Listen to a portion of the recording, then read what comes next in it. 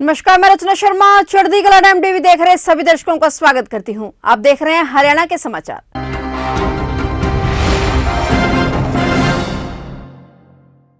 हरियाणा के गब्बर कहे जाने वाले गृह और स्वास्थ्य मंत्री अनिल विज को कौन नहीं जानता, लेकिन शायद फरीदाबाद के सिविल सर्जन और जिला उपायुक्त स्वास्थ्य और गृह मंत्री के नाम को नहीं जानते। बता दें कि फरीदाबाद के सिविल अस्पताल से एक बड़ी लापरवाही का मामला सामने आया है, जहां मुख्यमंत्री स्वास्थ्य विभाग सर्वेक्षण योजना के तहत पोस्टर को लगवाया गया है, जिसमें हरियाणा के गृह एवं स्वास्थ्य मंत्री अनिल विज का नाम न केवल गलत लिखा है, बल्कि गलत नाम से बने बैनर को पूरे शहर में लगवा दिया गया है। हालांकि इस पोस्टर को अस्पताल के मेन गेट से लेकर पूरे शहर में लगे 1 महीना बीत चुका है। आज जब इस मामले में फरीदाबाद के सिविल सर्जन विनय गुप्ता से बात की गई तो वह सवाल का जवाब देने की बजाय बगले झांकते नजर आए और कैमरे पर चुप्पी साध दी और आनन फानन में पोस्टर को मेन गेट से हटवा दिया गया। लेकिन इतनी बड़ी लापरवाही शहर के लोगों में पढ़े लिखे अधिकारियों के प्रति क्या संदेश जाएगा, अब देखना यह है कि मंत्री जी इस मामले में क्या संज्ञान लेते हैं। सिविल अस्पताल की बात करें तो एक बाहर बोर्ड लगा हुआ है जिसमें अनिल विज जी का नाम गलत लिखा गया है। मेन गेट पे एक बोर्ड लगा है, अनिल विज का नाम अनिल विज लिखा गया है। कांग्रेस की भारत जोड़ो यात्रा हरियाणा में प्रवेश कर चुकी है। भारत जोड़ो यात्रा का दूसरा फेज पानीपत से शुरू होगा। पानीपत में राहुल गांधी की रैली के बाद यात्रा गोहन से शुरू होगी और करनाल की तरफ बढ़ेगी। भारत जोड़ो यात्रा के रूट मैप को लेकर राज्यसभा सांसद दीपेंद्र सिंह हुड्डा, प्रदेश अध्यक्ष उदयबान, यात्रा के केंद्रीय कमेटी के सदस्य रावदान सिंह और विधानसभा के पूर्व स्पीकर कुलदीप शर्मा कोंड पहुंचे, जहां पर प्रदेश कांग्रेस कमेटी के सदस्य रघुबीर सिंह संधू, नेशनल कोऑर्डिनेटर सोमिल संधू व कांग्रेस के वरिष्ठ नेताओं ने दीपेंद्र हुड्डा, उदयबान, रावदान सिंह व कुलदीप शर्मा का गुलदस्ते के साथ जोरदार स्वागत किया। अपने बेस्ट उम्मीदवार दिए, 5% वोट बीजेपी को आई। पंचकुला से लेकर अंबाला से लेकर कुरुक्षेत्र, करनाल से लेकर गुड़गांव तक जो बीजेपी के मजबूत जिले थे पहले जब सरकार इनकी बनी, बीजेपी का सफाया किया लोगों ने जिला परिषद चुनाव में। दावा दूसरा हमारा ये है, आदमपुर चुनाव में रिकॉर्ड कांग्रेस पार्टी को वोट मिली। तीसरा ये है, हिमाचल के अंदर बदलाव हुआ, कांग्रेस पार्टी वहाँ जीती। और चौथा, भारत जोड़ो यात्रा के अंदर जो जनसमर्थन हमें मिला।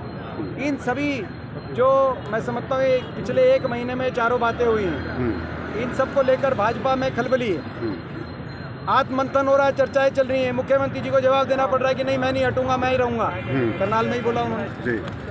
तो अगर सरकार मजबूत होती, लोकप्रिय होती, तो ना तो हटने हटाने की चर्चाएं होती, ना आत्ममंथन की बैठकें होती, और ना ही मुख्यमंत्री जी को जवाब देना पड़ता कि वो ही रहेंगे कि नहीं रहेंगे। तो ये मैं समझता हूँ कि इस बात का प्रतीक है कि हरियाणा के लोगों ने मन बना लिया है। छत्तीस बिरादरी हरियाणा की भाजपा की, जजपा की जन विरोधी सरकार को उखाड़ फेंकेगी, हरियाणा को दोबारा के विकास के रास्ते पे लेके आएगी। तो इस तरह के संकेत है कि इनेलो और जजपा एक हो सकती हैं दोबारा, क्या असर रहेगा प्रदेश की राजनीति? क्या हो जाए, अभी भी एक ही है, बीजेपी के साथ है। ब्लॉक समिति घरौंडा की नई चेयरमैन की जिम्मेदारी सुषमा देवी व वाइस चेयरमैन का ताज गीता दुआ के सिर सजा है। चेयरमैन व वाइस चेयरमैन के समर्थकों ने ढोल नगाड़ों के साथ जोरदार स्वागत किया, साथ ही मुंह मीठा करवाकर बधाई दी। विधायक रविंद्र कल्याण ने नवनियुक्त चेयरमैन व वाइस चेयरमैन को शुभकामनाएं दी हैं और अपने अपने वार्डों के विकास की प्लानिंग तैयार करने का आह्वान किया है। आज का दिन वास्तव में आज एक ऐतिहासिक दिन है और आज करनाल जिला की जिला परिषद का सर्वसम्मति से चेयरमैन और वाइस चेयरमैन का चुने जाना, और उसके साथ साथ आज करनाल जिले के 3 ब्लॉक समिति जिसमें घरौंडा, इंद्री और असंध, उन तीनों में भी चेयरमैन और वाइस चेयरमैन सर्वसम्मति से चुना जाना, मैं समझता हूं कि एक बहुत आज का जो दिन है एक ऐतिहासिक दिन है। और इसका पूरा श्रेय माननीय मुख्यमंत्री मनोहर लाल जी की जो विकास की नीतियां हैं और मुख्यमंत्री जी ने जो पिछले 8 वर्ष का जो उनका कार्यकाल रहा है उसके अंदर जो उन्होंने एक विकास पर फोकस करके पूरे प्रदेश को आगे बढ़ाने का काम किया है, और मुख्यमंत्री जी ने जिस प्रकार से व्यवस्थाओं को ठीक करने का काम किया है और बिना भेदभाव के पूरे हरियाणा राज्य को अपना परिवार मानते हुए हरियाणा एक, हरियाणवी एक का एक नारा जो उन्होंने 8 साल पहले दिया था, इन सभी पर चलते हुए जिस प्रकार से काम हुए हैं उसके ऊपर पूरे क्षेत्र के लोगों ने, सभी जनप्रतिनिधियों ने, जो उसके ऊपर मोहर लगाने का काम किया है। तो आज की ये जो ऐतिहासिक जीत है, चाहे करनाल के जिला परिषद की जीत है, चाहे गरोंडा, इंद्री और असंध की जीत है, ये सभी जीत मुख्यमंत्री जी के उन तमाम कार्यों के ऊपर और उनकी सोच और उनकी विचारधारा के ऊपर, भाजपा सरकार की विचारधारा के ऊपर ये मोहर लगी है। मैं चुने हुए सभी चेयरमैन, वाइस चेयरमैन सभी को मैं बधाई देना चाहूँगा। द रेवेन्यू पटवार और कानूनगो एसोसिएशन के आह्वान पर प्रदेश भर में तहसीलों में कार्यरत पटवारी और कर्मचारी अपनी मांगों को लेकर 3 दिन के लिए सांकेतिक कार्य बहिष्कार कर हड़ताल पर बैठ गए हैं। एक हफ्ते भर पहले द रेवेन्यू पटवार और कानूनगो एसोसिएशन ने सरकार को अपनी लंबित मांगों को लेकर 3 दिन की हड़ताल का नोटिस भी दिया था। रोहतक में द रेवेन्यू पटवार और कानूनगो एसोसिएशन के बैनर तले सभी पटवारी और कर्मचारियों ने तहसील के सामने धरना देते हुए शहर में प्रदर्शन किया। पटवारी और कर्मचारियों ने पे ग्रेड और पोस्टों में बढ़ोतरी को लेकर मुख्यमंत्री के नाम डीसी के माध्यम से ज्ञापन भी सौंपा। द रेवेन्यू पटवार एवं कानूनगो एसोसिएशन के राज्य प्रधान जयवीर चहल ने सरकार को चेताया कि अगर सरकार ने उनकी मांगे नहीं मानी तो 26, 27, 28 दिसंबर के बाद यह बड़ा आंदोलन कर सकते हैं।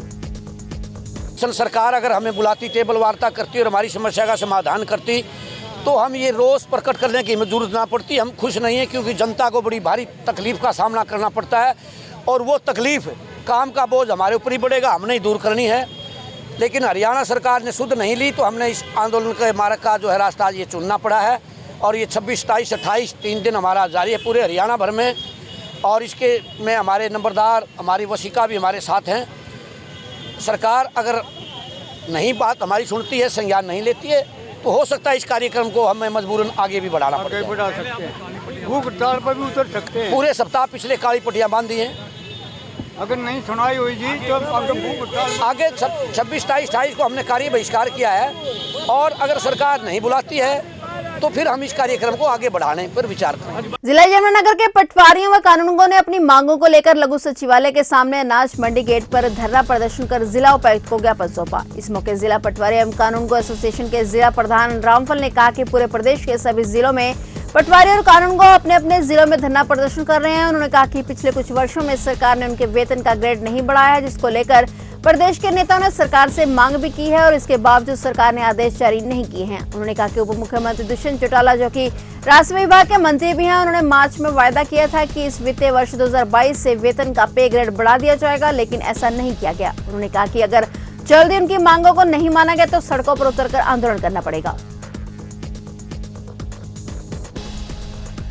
सभी जिलों में पटवारी जितने भी और कानूनगो साहब हैं इकट्ठे हुए हैं। पूरा हरियाणा में हमारी हड़ताल चल रही है।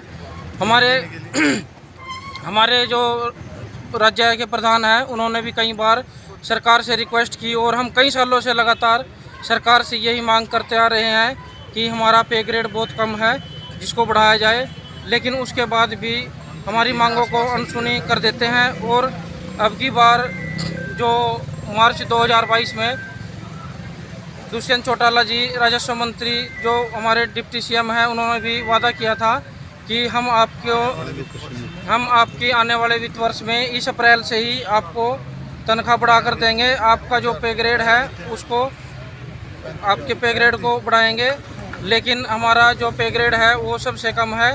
जेई, VLDA और जिनकी क्वालिफिकेशन केवल 10th और +2 है, उनका पे ग्रेड हमारे से ज़्यादा है। हमारे लिए जो क्वालिफिकेशन है वो इन्होंने 10वीं से बढ़ाकर BA कर दी है। आफ्टर ग्रेजुएशन पटवारी की सिलेक्शन होती है और उसके बाद हमें 1.5 साल का प्रशिक्षण दिया जाता है। करनाल शहर में जहां वाहन चोरी की वारदातें बढ़ रही हैं, वहीं पुलिस की एंटी ऑटो थेफ्ट टीम लगातार वाहन चोरों पर शिकंजा कस रही है और उन्हें धर दबोचने में कामयाबी हासिल कर रही है। गुप्त सूचना के आधार पर एंटी ऑटो थेफ्ट टीम ने 2 और वाहन चोरों को गिरफ्तार किया है। आरोपियों के कब्जे से 6 बाइकें बरामद की गई हैं। पुलिस द्वारा आरोपियों को अदालत में पेश कर जेल भेजा जाएगा। गुप्त सूचना के आधार पर 2 लड़के हैं अलग अलग जगह से पड़े। एक प्रहलाद है जो कुंडरी का रहने वाला, इसको हमने सेक्टर 12 से, और एक उमेश है जो जींद का रहने वाला, इसको हमने असंध रोड से दादूपुर मोड़ से पकड़ा। जो इनसे दोनों से पूछताछ करी। प्रहलाद से 2 मोटरसाइकिल बरामद हुई और उमेश से 4 मोटरसाइकिल बरामद हुई, जो टोटल 6 मोटरसाइकिल बरामद हुई है। इनको आज अदालत में पेश करेंगे और जेल भेज देंगे। कहाँ के रहने वाले हैं सर? एक जींद का रहने वाला है, एक कुंडरी का रहने वाला है। पहले कोई मामला दर्ज नहीं, पहले दोनों फ्रेश हैं, पहले इनके खिलाफ कोई मुकदमा नहीं। नशेड़ी है। टोटल कितनी बाइकें पकड़ी? 6 बाइक है, 2 और आज अदालत में पेश करके जेल भेजा। देश महान क्रांतिकारी शहीद उधम सिंह की शहादत को नमन कर रहा है। जहां देश में जातीय तनाव का माहौल बन रहा है, वहीं शेर सिंह के नाम से पैदा हुए उधम सिंह ने अपना नाम राम मोहम्मद सिंह आजाद रखकर देश में आपसी भाईचारे की एकता की मिसाल पेश की। शहीद उधम सिंह ने इंग्लैंड में जाकर जलियांवाला बाग के निर्दोष भारतीयों के बहे खून का बदला लेकर शहीदों में शिरोमणि की शहादत प्राप्त की है। ऐसे महान शहीद को नमन करते हुए हमें बेहद गौरव की अनुभूति हो रही है। यह शब्द शहीद उधम सिंह समिति के अध्यक्ष नंबरदार मेयर सिंह निर्मल नंबरदार ने इंद्री में शहीद आजम उधम सिंह के जन्मदिवस समारोह की अध्यक्षता करते हुए कहे। यह समारोह इंद्री में शहीद उधम सिंह समिति के आह्वान पर किया गया। इस समारोह में सभी वर्ग, धर्म व सियासी दलों के नेताओं ने शहीद के चरणों में पुष्प अर्पित कर एकता की अनूठी मिसाल पेश की। आज शहीद उधम सिंह की जयंती बड़े धूमधाम से इंद्री के अंदर मनाई गई है और आज खुली हवा में सांस ले रहे हैं। आज जो आज़ादी जो हमें मिली है, इन शहीदों के बलिदान की वजह से मिली है। पूरा राष्ट्र इनका ऋणी है और हर भारत का नागरिक आज भी हम इनके ऋणी हैं। और इस पावन अवसर पर मैं श्रद्धांजलि देता नमन करते हैं भारत सरकार से और हरियाणा सरकार से ये मांग करता हूँ कि आज का दिवस राष्ट्रीय दिवस होना चाहिए और उस पर अवकाश होना चाहिए।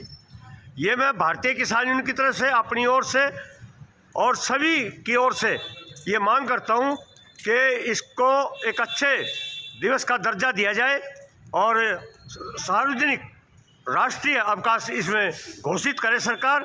हम इसके बारे में लिखा पढ़ी भी करेंगे और माननीय मुख्यमंत्री जी से हम व्यक्तिगत भी, जो हमारी यहाँ की समिति है, निर्मल जी हमारे अध्यक्ष हैं, समिति को साथ लेकर के और लिखित तौर पर भी हम माननीय मुख्यमंत्री जी से ये मांग करेंगे और इसको राष्ट्रीय अवकाश घोषित किया जाए इस पावन दिवस को।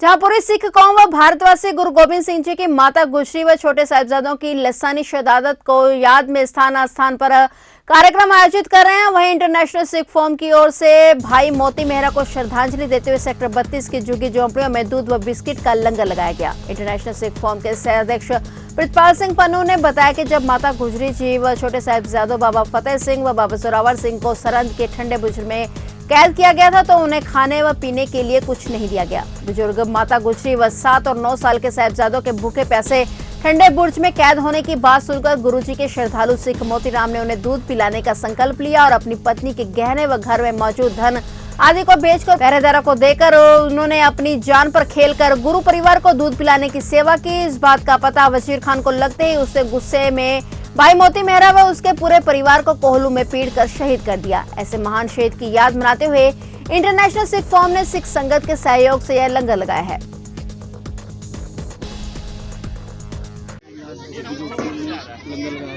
देखिए जी, आज जो लंगर है ये विशेष रूप से भाई मोतीराम मेहरा जी की याद में लगाया गया है। इतिहास के अंदर सभी को पता है कि माता गुजरी जी और छोटे साहिबजादों को किस प्रकार से ठंडे बुर्ज में कैद किया गया था। उसके बाद गुरुजी के छोटे साहिबजादों को 7 साल और 9 साल की उम्र में जिंदा दीवारों के अंदर चिनकर शहीद कर दिया गया था।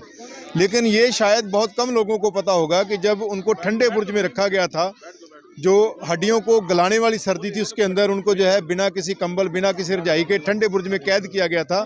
तो साथ में उनको भूखा प्यासा रखा गया था और ये हिदायत थी, इनको कोई भी खाने को नहीं देगा, कोई भी पीने को नहीं देगा।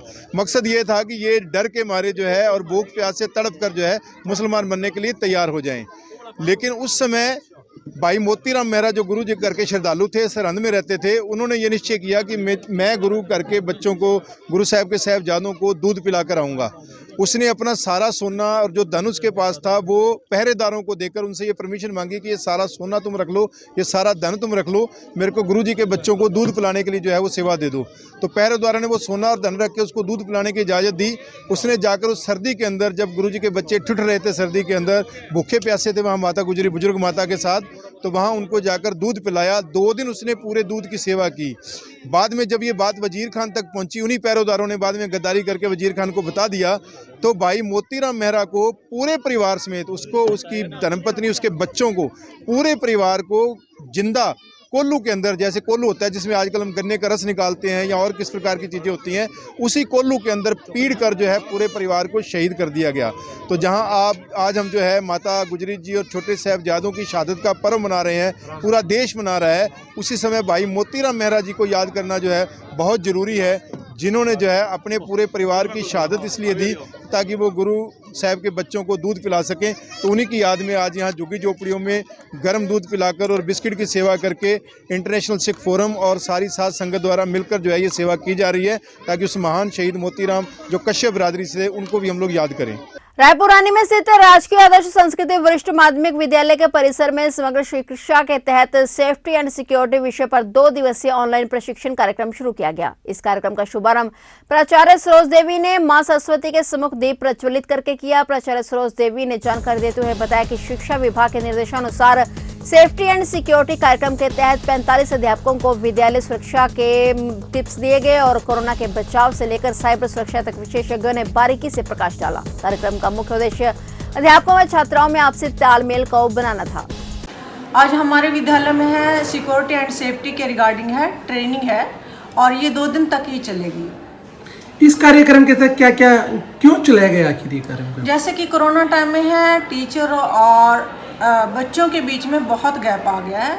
फिजिकल टीचर और जो स्टूडेंट्स हैं उनका रिलेशन थोड़ा सा गैप आ गया है, तो उसको फिल करने के लिए है एक टीचर को है ट्रेनिंग दी जा रही है। यमुनानगर में चैलेंज यूथ क्लब ट्रस्ट द्वारा अमर शहीद सरदार उधम सिंह की जयंती दिवस रामपुरा सरकारी स्कूल में मनाया गया, जिसमें मुख्य अतिथि के रूप में पहुंचे हुए doctor Mandeep Singh civil surgeon Yamunanagar द्वारा दीप प्रज्वलित कर पुष्प अर्पित किए गए। इस मौके पर डॉक्टर अजय राणा द्वारा आंखों का मुफ्त चेकअप किया गया, जिसमें लगभग 250 लोगों की आंखों को जांचा गया। वहीं स्कूल के बच्चों द्वारा पेंटिंग प्रतियोगिता का भी आयोजन किया गया। तो ये थे हरियाणा के समाचार और नए समाचारों के साथ फिर से हाजिर होंगे। तब तक के लिए देखते रहिए चढ़ती कला टाइम टीवी।